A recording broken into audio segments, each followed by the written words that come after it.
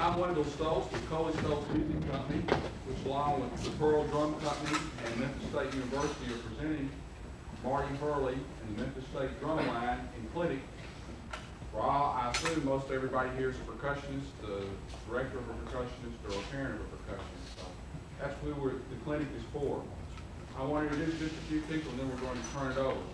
First off, we have Bart Dixon, who works the drumline here at Memphis State. We have Dr. Courtney in the back there, the band department here at Memphis State, and all of you seniors definitely need to talk to him before you get out of here. Most importantly, we have Marty Hurley. Marty has been the percussion instructor with Phantom Regiment for many years now, and as those of you that follow drum corps know, the Phantom Regiment and their percussion line are the epitome of what modern drumming is all about. So without any further ado, Marty Hurley. Thank you.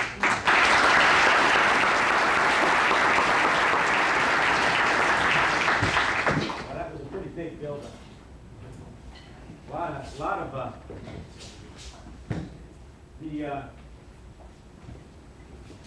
let me say one thing to everybody. I think we have a lot of high school people in the audience today. Yeah, most of you guys are high school students.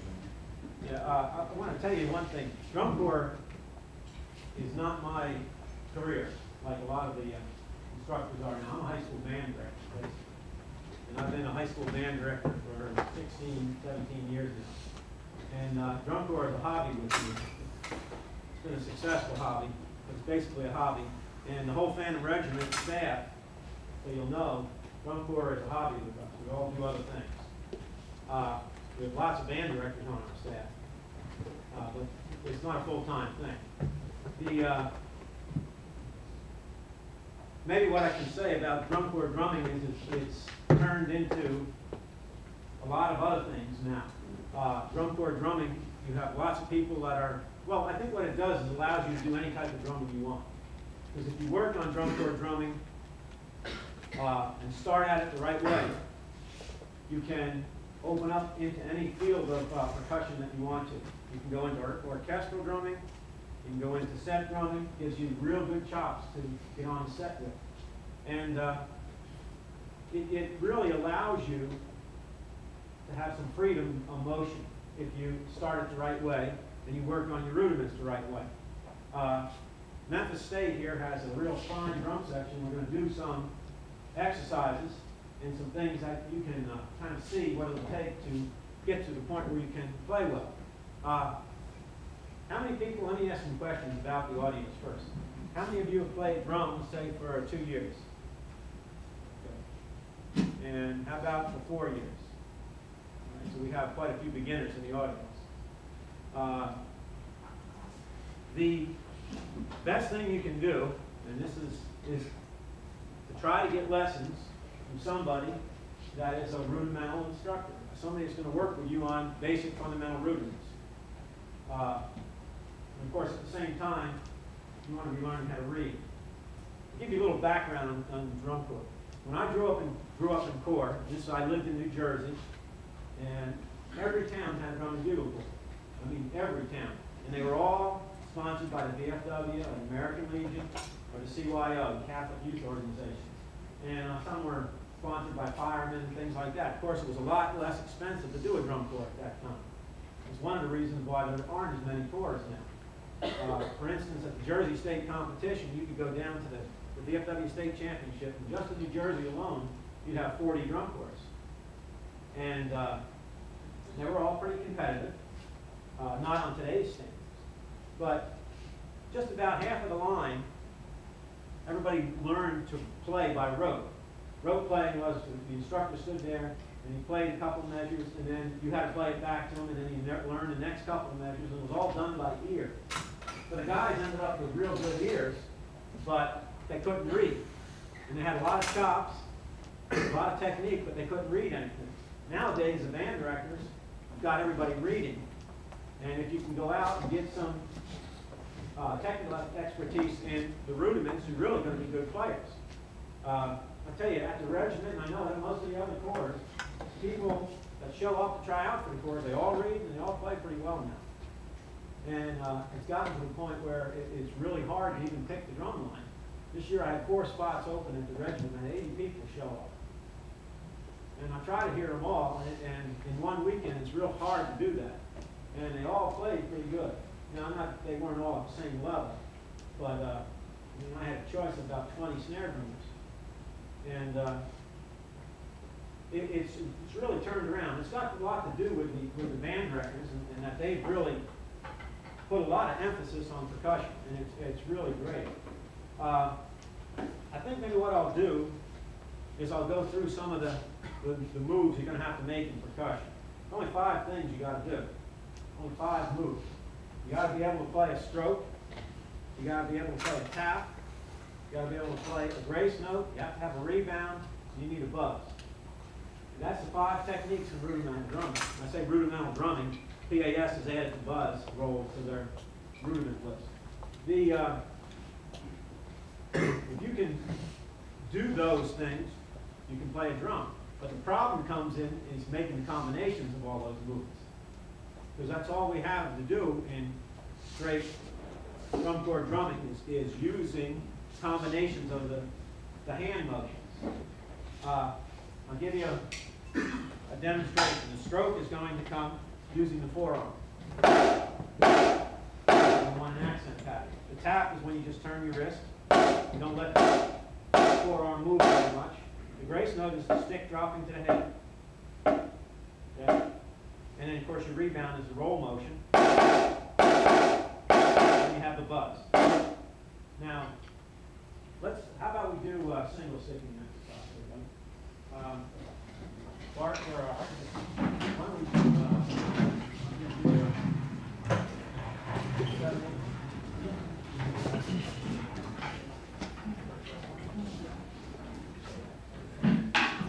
we're going to do a single sticking exercise right now. And with most of your college and most of your drum corps drum sections, we're doing things in mixed meters. It makes it a whole lot more interesting for the more mature players, rather than the 4/4 thing. I hope it is. We try to keep these people going. All right, Bart.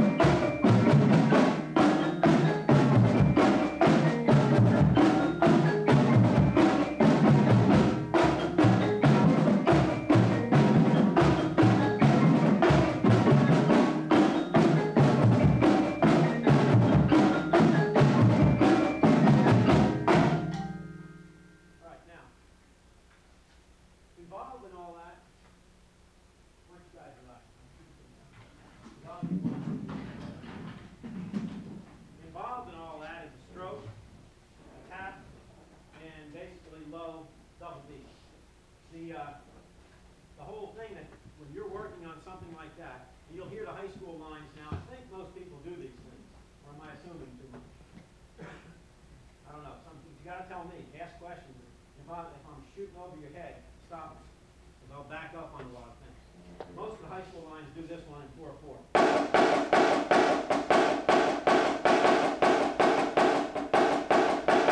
Something similar to that, right? You probably are all working on it. Well, most of the time I'll go to a drum section and I'll say, why are you doing that? Most of the time they don't know. I mean, they do it, but they just don't know why they're doing it. So I'm going to say to you young people, you got to know why you're practicing something and what you're practicing for. A lot of drummers, will get out there and we'll hack around for a while, and we're not thinking around about what we're doing as we're playing. You've got to think about what you're doing. It's just like a trumpet player playing scales or a clarinet player playing scales. You need to be developing technique and reflex actions when you do things. That's what basically the rudiments take you to. On that exercise,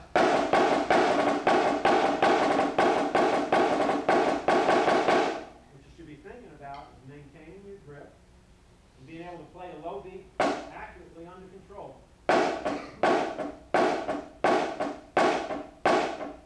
So that you have a straight eighth note pattern without it fluctuating, without pushing one note too close to the other. It's like I had a band festival Thursday night, and we were playing a German march and had 4 eighth notes in a row. And the band, when they played those eighth notes, they were rushing it. So you get 1 eighth note. The first beat was always together. The second beat's a little bit, you get notes all around that upbeat. The third beat is not too bad. And the fourth beat is a disaster area when you really listen to it. So, I mean, I turn a metronome on and work with them, but it's just immaturity because they want to rush 4 eighth notes on one pitch. And it always gets a little faster as you do it. They drive me nuts when they do it. Well, drummers do that too. You're going to find when you're listening to your drum section, wants to get fast on easy things, and on the hard things, it's going to slow down within a beat pattern. Like this drum line doesn't do it because they're pretty mature players now, so they lock into a tempo and it stays there. High school groups are going to constantly want to rush. You hadn't noticed your drum sections, they'll take things off into space a lot of times. And the poor band is sitting there trying to play with them. And see, I get going in a lot of directions. I think the best thing you can do for your bands, I see band directors sitting here laughing, is to take your woodwind players and put them on bass drums. That'll really help the drum section. You guys all play woodwind instruments, huh? Or some of you do? Some of you guys do? None of you? No? Well, it really helps. The bassoon player, maybe an oboe player, something you don't need on the field. Because they have a melodic sense on those bass drums. As a matter of fact, with the Phantom Regiment, my bass instructor, clarinet player, and he played in bass drum line there. His main instrument, college clarinet, really helps. He's got a real sense of the melodic flow that the bass drums have to do. But getting back to the drumming, when you're playing an exercise, a single sticking exercise, you should be trying to maintain your grip throughout and not changing the pressure points in your hand. I see some of you snare drummers doing that. You need to think about it a little bit more. When you're playing, you shouldn't be changing your grip as you're playing. You got to keep your pressure points the same. It's not real drastic with you people at all. But if you do it a little bit. You shouldn't be dropping the fingers. Everything the grip should stay about the same.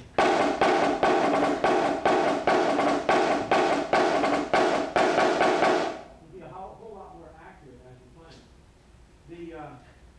One of the things with the grip of the stick, your grip point is between your first finger and your thumb. That's the most sensitive area of control. If I was to put this pen down, let's pick this pen up. Yeah, see, he picks it up right in between these two pins. You wouldn't grab it like this. Okay, so there's a lot of things you can check on your drum line. If you see people playing with that first finger off, you know that their control point is shifted back to the second finger. There's a lot of things you can check on drummers that you know, it's like when you check an armature on a trumpet player who's playing off to the side, or all those little technical things you do there. You can do the same thing with your drum section. They shouldn't be playing back here. They should be playing right there as they play. So what you can do is just walk up and check their hands. The other thing you can do that will really help them is walk up and see how they're holding the stick. My instructor, Bobby Thompson, used to walk up behind the drum line and grab the sticks away from us. If he could grab the stick, then we had about the right pressure. If he couldn't get the stick away from us and we were holding the stick too tight. There's a lot of little things you can do to check these drummers. Normally, you know, I can walk up to a guy, if his hand is real tight, I know he's going to have trouble controlling his inner beats on his flanges. And he's going to make some errors there because it's too tense. Right now, with these heads, as tight as they are, This is like playing on the board. The head that Memphis has on here. It's a flam head. And it's actually like playing on a piece of board. So you have to, the hand has to learn to absorb the shock. On that down motion. If you can't take it down and be totally relaxed after you hit the drum, you're going to have control problems when you play flams. And flam parallels and things of that nature. So you're going to get a real tense motion. You have to relax that forearm and then be able to relax when you're down. There's always I like to do some little trick things to show people just how graceful you need to be on the drum. Now a flam, we'll go through that. A flam, all that happens is the grace note drops to the head. If you're doing this, you're not playing a grace note with the left hand. See what I did? It sounded the same, didn't it? That's how lightly you need to touch the drum with a stick. That's how light the grace note gets played. Especially if you're going to play all these new rudiments that are in the PAS rudiment book now. The inverted flam taps, and the pataflaflas, and you got Swiss triplets and all that. You're just not going to be able to execute those things real cleanly and real precisely if you don't have a good flam. Let's go through the grip a little bit. Maybe it'll help some of you young people out. When you hold the drumstick, in lessening degrees of pressure, you want to wrap your fingers around the stick. So that the stick is going to go right through the center of the fleshy part of your palm, not into the crease here. Not like you have it now, not in there, but into this part of your palm. You don't really want to let it get out in the fingers either, because your fingers don't have a lot of strength. And you'll see drummers do that. If they have to stick there and they're see how that looks? You can see that right away. It looks kind of awkward. And you're going to find there'll be some of your students doing that. You want to have more of your hand onto the stick. It's real easy to see. And I always try to compare drumming to athletic motion. You know, playing a drum is kind of like dribbling a basketball. You wouldn't see Michael Jordan go down the basketball court going with his hand, would you? Right away you can check a drummer. If he's doing that motion as he's drumming, he's going to be real stiff because he's not flexing here. Because all this is together. When you dribble a basketball, you see you do that. And you let that hand be real limber. And you get a real even sound that way. It's a real relaxed motion. And that motion applies to any of the percussion instruments. Whether you're on keyboard or on timpani. Timpani techniques vary a little bit, but it's a concept that you want to develop. How about if I do a little bit on the traditional grip? I don't know whether you've all noticed, or maybe Bart can tell me, past 3 years, everybody in finals at DCI is back to traditional. Is it the past 3? It was that starting in 86. Was it 86? It was the past 4 years. And everybody's back to playing traditional in the drum course. And there was a trend in the, I guess right around 1980, 79, 80, 81 through there. We had a lot of the corps were experimenting going to the match grip with the left hand held like the right. I don't know why we went to that. And because the left hand, when you work on the left hand this way, especially on snare drum, you end up working a different group of muscles. And most people are right-handed, and they work so hard at this left hand that all of a sudden they get a strong left hand, and their left hand gets a whole lot better. I've heard a whole lot of match grip players always tell me, well, it's not natural to play the way you play with a traditional grip. And I think that's not true at all, because your hand, actually, it'd probably be better to play with both hands this way than this way. Because when you bring your hand up to play on a snare drum, you see, you're just relaxed at your arms relaxed at your side, you bring it up, there's the grip right away. It's not an unnatural grip. And you see your hand works very fast that way, it works very fast this way. The joints are made to turn that way. So it's not a problem to drum that way. And I guess some of us that are so traditionally oriented, a drum line playing this way, a snare line playing this way, just doesn't look right to me. I have a lot of trouble seeing the focus of that drum line without it being this way. Maybe it's my traditional background. But I don't know. Everybody seems to have gone back to it. So it does warrant some. I tell you, you can play clams better this way. You actually can control your clam movements better this way, coming off that left hand. That's if you use the grip the right way. Now, I see everybody has now, they play a variation of this grip turned over. And I'll give you a little background on the whole grip. When I learned to drum, I played with my hand real flat, the way all the concert drummers play. And I actually learned what we call the Pennsylvania style. And this was with the arms out to the side. It's like playing around the tree. And you drum that way. And the drums were a little bigger. And we were playing, I hate to tell you this part, but I learned to play on a casting head. We didn't have plastic heads yet. And I can remember being afraid, and we'd have to stop Marty when it started raining. We couldn't really play the heads for too long.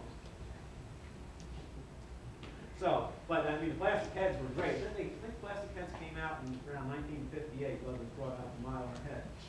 And that made a big difference, because then you could practice in the rain. Maybe we got to go back to casting heads when the chords were like that. But, so the grip was a flat grip. Well, there was two people really responsible for getting the grip up and over, and to pulling the thumb up and pulling his finger back, and to locking the stick in place on the left hand. See, the concert drummers would put their fingers down on the stick a lot of times, and they had all kind of variations on the grip. And you really couldn't play together that way because you had so many different pressure points on the stick. You'd be pushing here and pushing with this finger. So they tried to, these two men tried to get the grip to where it was real unified. And the two people were Bobby Thompson and a man named Les Parks. And Bobby Thompson was taught by a man named Gus Molier, and Les Parks studied with Morris Goldenberg and Saul Goodman. So they had the best of both of them. Saul Goodman and Morris Goldenberg were both in the New York Symphony. Okay? So you see you had the fife and drum corps guy, you had the symphony guy all feeding in at the same time on the grip. And what they did was they came up with this grip where the hand was turned over. It's not quite turned over far enough to be able to put the stick like this. Okay, so you get, actually when the stick strikes the head, all you people back there, when the stick strikes the head, you shouldn't be able to see it here. You shouldn't be able to see into the center of your palm. When it turns up, then you're looking directly into it. So you get a lot of rotation on the stick. And the main control, again, is between these two fingers. It's just that you get your thumb up off the stick. You don't want to use too much thumb in the grip. The pressure's here, and your control point is on this finger. The second finger you don't want to use because that adds another pressure point on the drumstick. And all this sounds kind of technical and all, but when you're trying to take, say, 9, 10 snare drummers and get them to play a 5-stroke roll so that it sounds like one person, the grip better be the same, or you're going to get a lot of variations in the way the stick angle comes into the head, and the way the stick comes back off the head. And it's real easy to hear mistakes then. I'm really sorry to see the tick system going into the drum. Ticks were when the judge would walk out in the field, and it's not like now where it's all build-up score, kind of the way band judging is. The drum corps is judged about the same way. The judge gets a certain amount of score to give you. But with the tick system, when you made a mistake, they put down a tick, and they'd circle it, and they'd key it to where it was, and who was making the mistake. And the judge would be right up on top of the drum line. Well, the drum line didn't like it at first, but boy, we got good real quick. I still work my drum section from tick system, and I think everybody in the top 5 still does. I know Tom Flo, that Blue Devils does. And I'm sure Ralph at the Santa Clara does. I mean, it's the only way to work your line, because it forces you to be real particular in where your errors are coming from and how they're coming. And of course, then you walk right up to the player and say, hey man, it's you doing it. The one thing with these new heads is it makes it real easy to hear mistakes. You have a good drum line, they can get real clean if they have good players. If you have a weak drum line, I don't know whether you want to use this head. because it really exposes a lot of errors. You might want to stick with the regular type of heads. With my high school, I don't use this head. I honestly don't use it. It'll tear up your drums too. Matter of fact, with the drum corps, I don't allow my drummers to touch the drums and tune the head, basically. They get doing it after a while. But I have, not Rodney's in my drum section. But, yeah, he's laughing back there. There's been points in the year, in some years, where I see them getting on those drums and tuning them, that I'll walk up and take the keys away from the whole section. Now, I'm lucky, I have one guy that just tunes the drums. And that makes a big difference. But you want to keep an eye on your drummers and don't let them start cranking away on those heads to the point where they're going to collapse your drum shells. The drum is made of wood, and it's only going to take so much torque. And with these heads, I'll tell you, you don't want to leave the tension on this clam head. You just don't want to leave it on. You can store the drums for any period of time. You want to take the tension off. It will save you shells for a long time. It only takes a little bit to get the tension up on it. So you really want to take the tension off the head. It'll help the drum. Tell you a little something about this head. It's made of Kevlar. Anybody know what Kevlar is used in? A bulletproof vest, Army helmet. So I'll tell you something about the material. It's a really tough material. I have never, ever seen anybody break one of these heads for real. Put a stick through it. I think it's impossible. You can do it. It's supposed to get a nail or something. Have you seen them break it? I haven't yet. But the thing they do is they'll pull out where they're tucked at the side. That's what will happen. So then you'll break your head. I think with the regiment last summer, we went through 30 clam heads. Well, you might know more. Yeah, I think that's all we use is 30 clams. So if you use them the right way, they'll last you a long time. But in return, if you don't use the head the right way, it can destroy your drum. Because the amount of pressure on the head will turn the edge in where it touches the drum. So, and then the drum gets out of round, and then you're going to need to get a new drum. So, we were using pearl drums last year. We didn't have any drums collapse at all. So, if you use it the right way, you can use it. With me, with my high school, no way.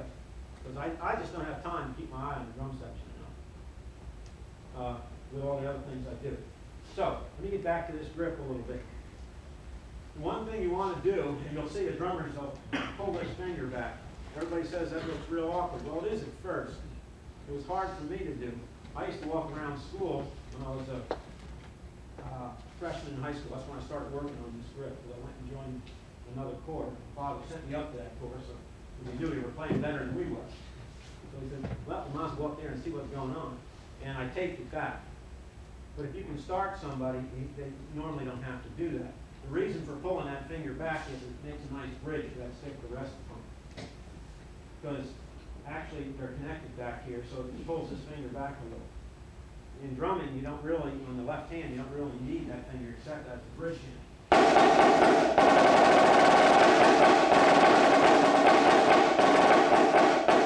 you can get some good leverage with that hand. Now, the whole motion for the band directors that you want to see your drummers, you don't want to see the stick moving this way. You want to see the tip coming up first and the butt dropping. It's real easy to remember all that. The motion is this.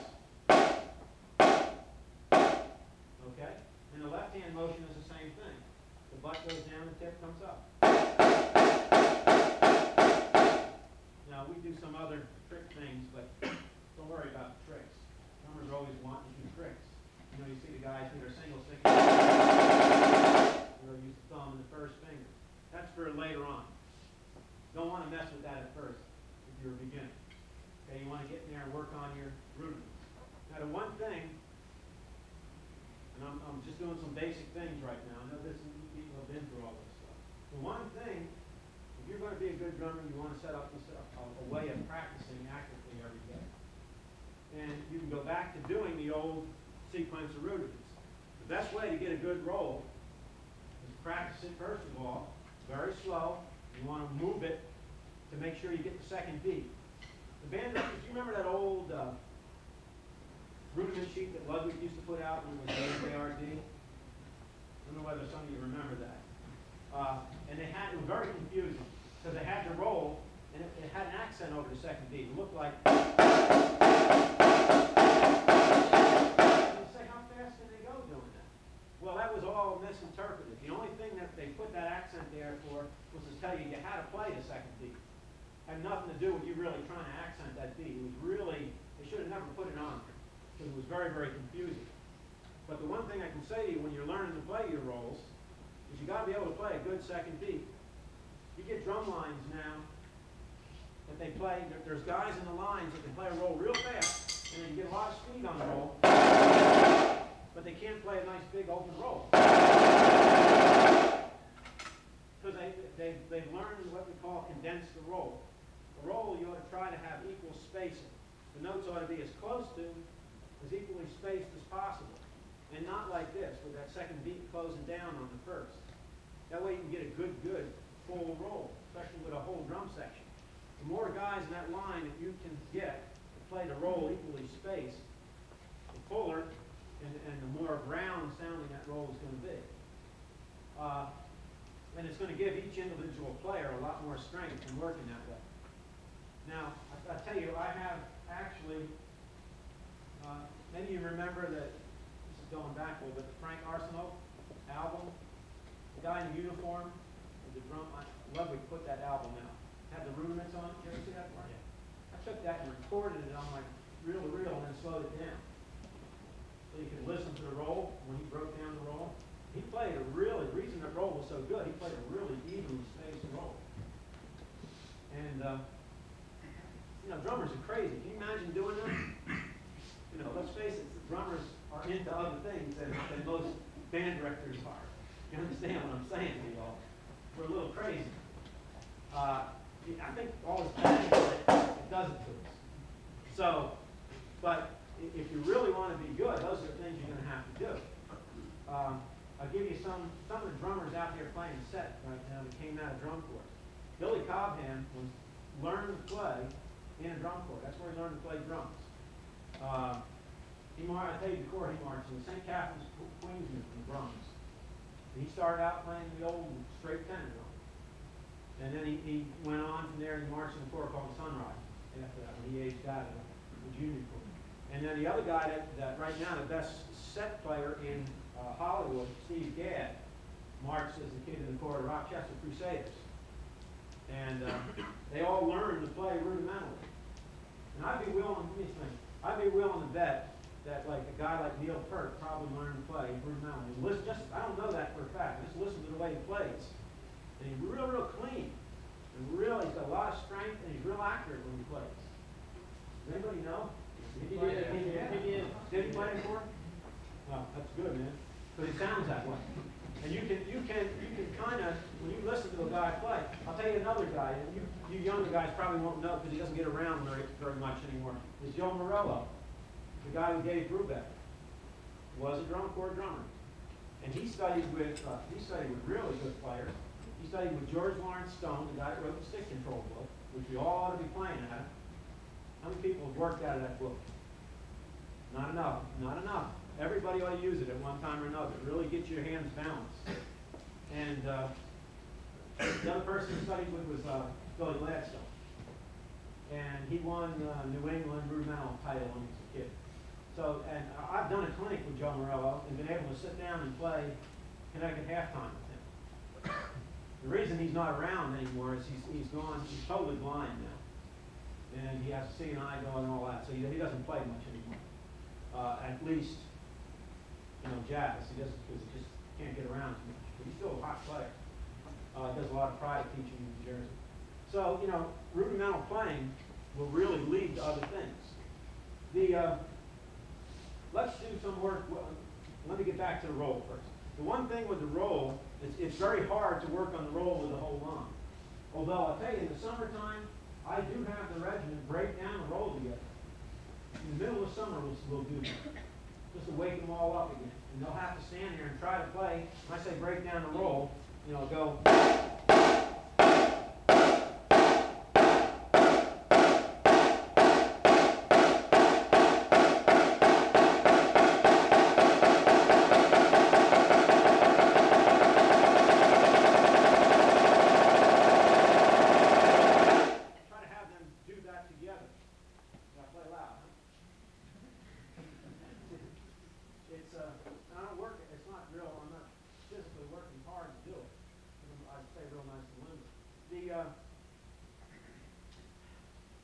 you notice how I play the second beat when I start.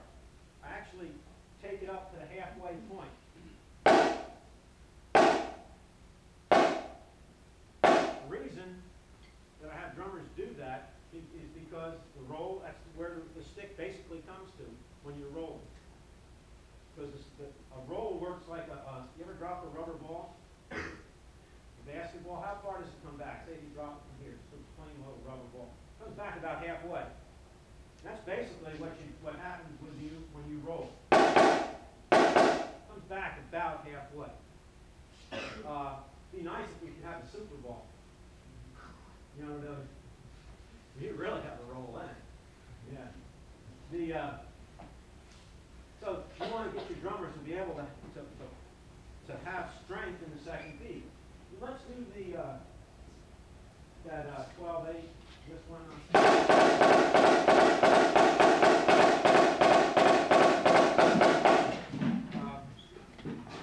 There's things you can do with your lines where they can practice developing their double beat. Now, when they do this, you probably all hear the drum lines do. That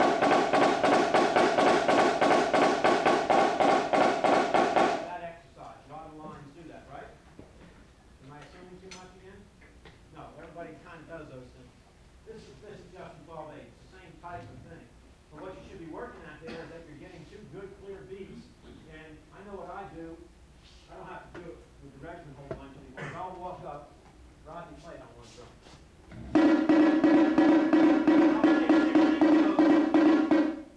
I'll play 16th notes against that, and making sure that he's accurately lining up the two double beats with the 16th notes. You better be able to do it.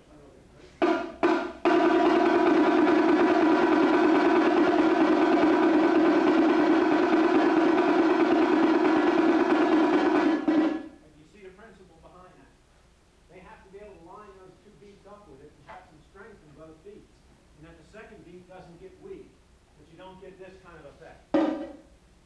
I'm exaggerating right now, but they'll invariably let that second beat get weak.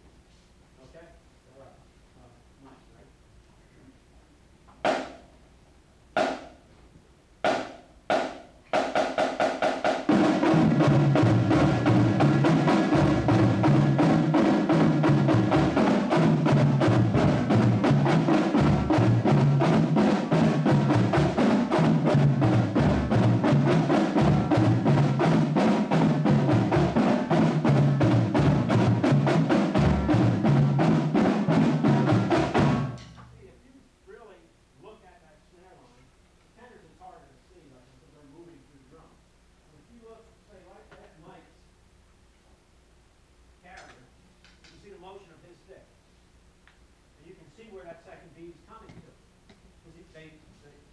The Memphis State drummers play right in the center of their heads, and they play to one point. And of course, you know, I'm getting off kind of on a tangent. If you don't play in one spot, you're going to get a varied sound. Hear the difference? I'm exaggerating here, but that's going to make you sound real uneven. You play in one spot, and you condense that sound to there, you're going to have a real nice even sound. And that's what they're working at here also. Not only the motion here, but to be able to go back to that one spot every time. I know when my dad sent me to another teacher, he took a dime one time, taped it on the center of my practice pad, and said, play on that dime. And I was having all kinds of trouble hitting that dime. But I took it home, I worked about a week on it, and struggled away there, and I finally could do it. I had to drop my stick heights down to do it. I couldn't get it from up high. But after a while, you got the concept in my head of where I should be playing. Another trick is to take a piece of carbon paper, and tape it down, and have the drummer play on top of the carbon paper, and he can see, take the carbon paper off and see where he's been hit. A lot of times you'll take up dirt on the end of your sticks, and then you'll drum somewhere, and you can see a spot. You can think of all kinds of ways to do it, just to see how you're playing. Let's do this exercise now, okay? The tenors now are trying to hit in one spot on each drum as they move through the drum. They ought to.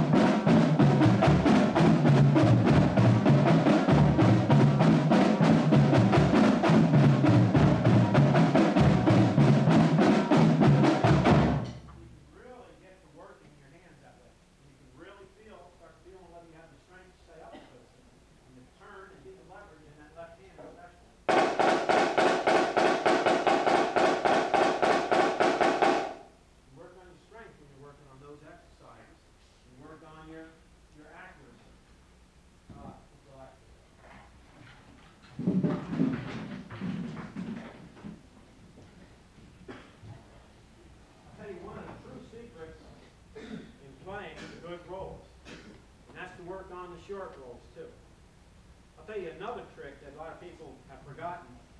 Maybe they haven't around here, I don't know. Is to work on a roll on a pillow. How many guys have ever done that? Wow, good. Really helps. Really opens up your eyes to where you're at. When you see you work on something nice and soft. This chair would be real nice to work on your roll. It really strengthens the muscles in your arms. Now, working on short rolls, the fives, and especially 7-stroke rolls from the left hand, which I don't see a whole lot of anymore, is something that really develops your roll technique. I know with the Fan Regiment, we do lots of exercises that start with left-hand short roll leads. We really work on that. We don't use it in the show a whole lot. You know why? It's hard to do. Real hard to execute off of that. Now we have put them in the past couple of years because we're having some real good, strong drummers now. And we have used like 10-stroke rolls and 7s off the left hand. But those are real hard to execute. They're hard to pull together with 9 guys. So you're going to see everybody, majority of lines will start a roll with a tap in the right hand or a stroke. It gets them in motion. So a lot of times band directors, if you see your drum lines having trouble, say, leading with a right hand on a 9, put a little tap in front of it, and it'll take the problem out of there. Give them a starting point. A lot of times put 2 taps.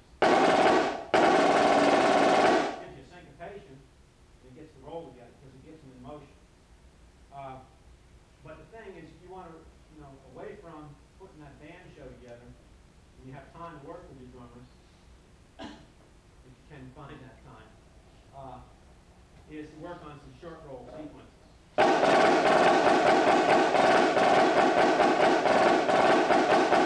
And get that left hand roll to balance to the right hand roll. You can't tell whether it's coming from the right or from the left. That way they're working on the strength of the roll. Rodney, let's do the timing pattern. Come on out here. Okay, you use those drums. Rodney's going to play something. We'll play the short pattern first. Hang on a minute. I want to tell him about it first. The pattern. This is a roll timing pattern, and the essence of the pattern is that you double certain beats within 4 sets of 16th notes. He's going to double first the first 16th 4 times, then he's going to double the second 16th 4 times, third 16th 4 times, the fourth 16th 4 times, first and third, second and fourth. You see what I'm doing now. He's going to double the first 2, he's going to double the inside 2, the back 2. And by the end, he's going to be in a long roll. And it'll take 4, we use it on this one, it's called the short pattern. It takes 4 beats to get through. I'll play a little bit. We start with a check pattern.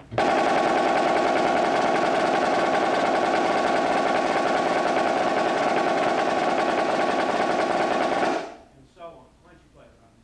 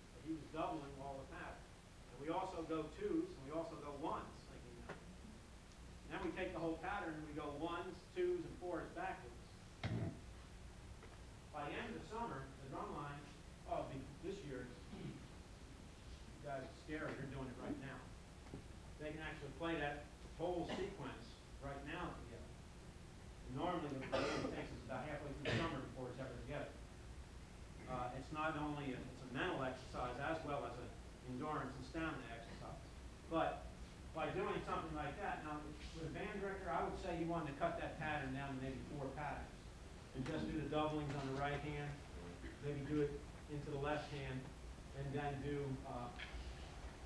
maybe you can do,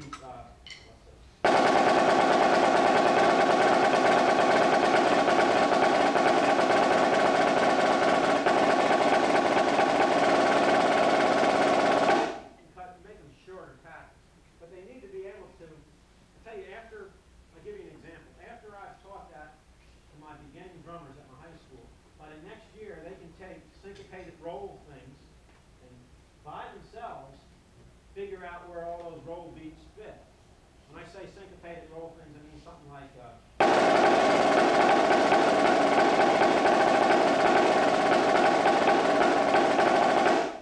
pattern like that. They can sit down, walk away. I don't need to work with them. They can go figure that out by themselves. Now, the kid has to be, halfway there. Here. Gotta have. Tell you want to put, I hate to say it, but you want to put real bright people on drums. But I'll tell you, you're going to have a great drummer by the time he's a junior or senior. Used to be you put all the slugs in the drum section, right? It shouldn't be that way. You're going to help your band a whole lot. The sharper those drummers are, the better the pulse your band is going to have. And I guarantee you, there's those times when you're out in that football field and the band is struggling with a piece and the drum section has a good pulse, it can pull it all together. It really works. If you've got a drum section that can play in time, you can think about pulse when they're out there, and forget about the band sometimes. The band will lock into it. And then you won't have a problem with all that. I'm going to ask you to do, no, stay it for a minute. Let me ask the band directors. How many band directors are here? Okay. How many guys actually have your drummers by themselves? None. That's a shame. I tell you, even if you're a non-percussionist, man, if you can get it to the point where you can get that drum section by itself, boy, it works wonders. You'd be so surprised at what you could do with those people right away. In a week's time, you'd be amazed. The way I have my program set up, and it took me a while to get it this way, is we have band as a class in the daytime. How many people have band as a class? No, it's pretty good. It really does help, doesn't it? I know the bands that have to do it after school or before school, it's a struggle to have it set up that way. So I actually have a band class during the day. The way I've set it up is they have band one period and then lunch the next period. And what I do is, when I'm, say, working the football band, and even with my concert band, I have the drummers come during the lunch period, and they take lunch during the band period. So I do just a day in advance, I tell them, hey guys, come to the next period. And that way I can work with those people all by themselves. Of course, I can work with any part of the band that way. I can have sectionals. And it really has helped with the drum section, because I can take those guys and I can actually focus in on what they need to do. I actually have, in my high school, a beginner drum class where I teach the guys from scratch. Because I teach in a Catholic, all-boys high school. I actually have no feeder program coming into the high school. Absolutely no feeder program. I get kids from 40 different elementary schools. And those kids get music once a week in mixed groups. So basically, when they come into high school, it's pretty much a disaster area the way they play, especially the drummers. I mean, you get guys, it'd be better if they didn't start. Because the band director, it's not the band director's fault, it's just they don't have enough time to work with those kids. So what I do, not a drummer will go into my marching section, or the concert section for that matter, until they've been through an entire year of the beginner drum class. The beginner drum class, I have one table, or it depends on how big the class is. And we play on the table and pads for about half the year. And then the other half I'll start working on mallets and timpani a little bit, and we'll get in on the drums. But that really helps the class. And it gets me some drummers by the next year. And I'll slowly work them up into the section. I'll put them on cymbals and bass drum the first year, and a little bit of keyboard if they can handle that. And then slowly I'll work them up into the tenor drums and the snare drums. And by doing that, it's also allowed me to really get those people taught the right way. If you can do something like that, I'd advise it. If your program is large enough to where you can isolate drummers for 1 year in that class, and you know what? It makes them hungry to be in to get into the drum section. You understand what I'm saying? And they want to be in that section so bad, and you're allowed, by working with them, isolating them, you're going to allow them to be pretty good and to achieve things. Because of that procedure, like this past year, I had 4 guys make our all-state band in Louisiana. And they all started as beginners in high school, all 4 of them, and never played a drum until they got to high school. So the system, and there's other guys in our area picking up on it, and they're starting to do it with their drum sections, and our drum sections in the area have gotten better. And it's just a matter of taking the time. And even if you're a non-percussionist, you can do some things like that. Okay, I want to go on to a couple other, trying to cover all the rudiments and showing you some exercises that will work with all these things. The next thing I want to do is go into some plan rudiments. That seems to be the toughest rudiment for a drummer to control. And I think the reason because of that is because you've got 2 motions you have to do, and there are 2 contrary motions in the style. One is the strength move, and the other is the grace move. And it happens just about at the same time. And if you can't do it, you're in trouble. The one thing, and I'll tell you right away, is if you see a drummer that plays a flam like that and pulls that grace note up, he's going to be in trouble because he's not really playing the grace note. Like I showed you before, the grace note's got to stay down. Probably, whenever I audition people, probably the rudiment that's played the chorus, and I always ask to hear, is the flam parody. And that tells me right away whether the person has some real subtle control in his hands. Do they ask the flam parody at the state tryouts here? I don't know about Tennessee's. No, they don't. And really, they ought to. It really separates a lot of people right away. It's like, what rudiments do they ask? Do they have a... They don't ask rudiments?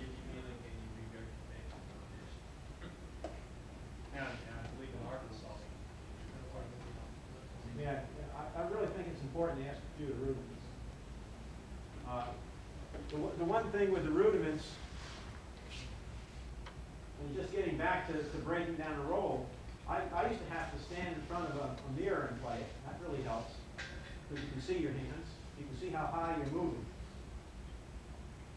I used to have to break down that roll 1.5 minutes up and 1.5 minutes back down. I'd stand there with a watch in front of me, a stopwatch. And that used to be one of the DCI requirements. They used to have it to, 2 minutes, I think. And they cut it out because of time requirements. There's too many people wanting to be the individual. And before DCI, when it was VFW and all that, you used to have to break down the flam paradiddle too. And the flam paradiddle was real hard to control and keep even because of that grace note when you're breaking it down. But to break it down gives you an awful lot of control. You have control of the speed of your hands.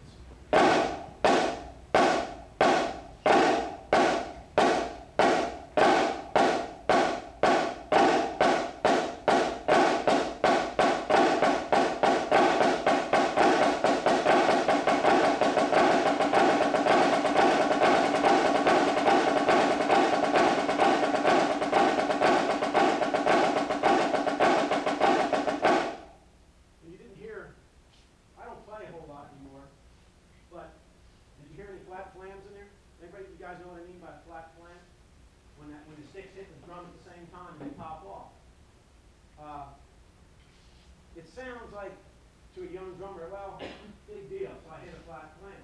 But it takes an awful lot of control and an awful lot of mental processes going on as you're playing to not play those things with flat flams. To be able to keep that space the same way up. An exercise that works real good in getting the flam paradiddle to sound like the flam paradiddle. Just play 4 straight flams and try to have those flams sound the same way when you play the flam paradiddle. Real easy exercise.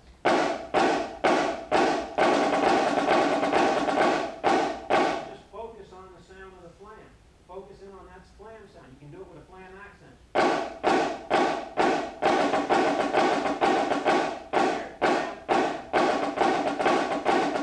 Try to really focus in on the flam sound. And that's for the drummers here. How about I get somebody up here and try it?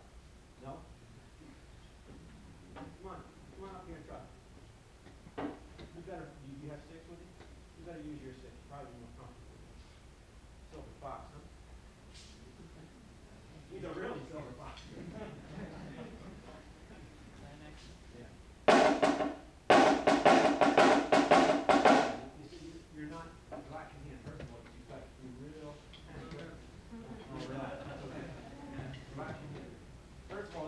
survive. He's having, and the reason that hand's getting up there is that he's having to reach over top of this rim.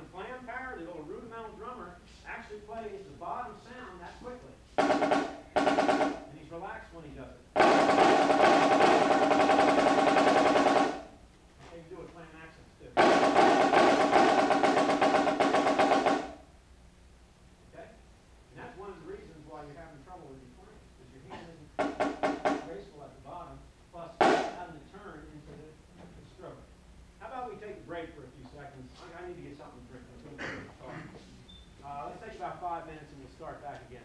Think of some questions then, all right? I'm here for you all.